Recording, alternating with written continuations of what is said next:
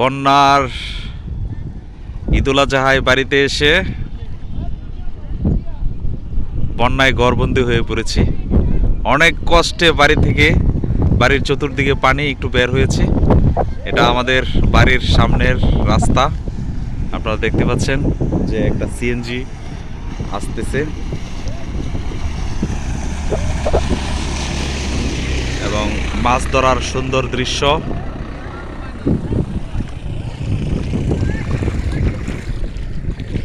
বন্যায় উপকারী এবং অপকারী দুটি দিকই রয়েছে। চমৎকার মনোমুগ্ধকর দৃশ্য, মাছ ধরার দৃশ্য।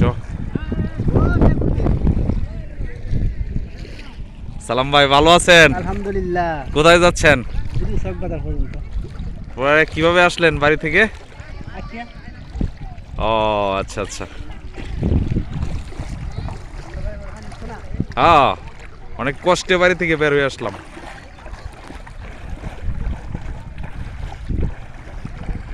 চতুর্দিকে শুধু পানি আর পানি, যত দূর দৃষ্টি যায় শুধু পানি আর পানি।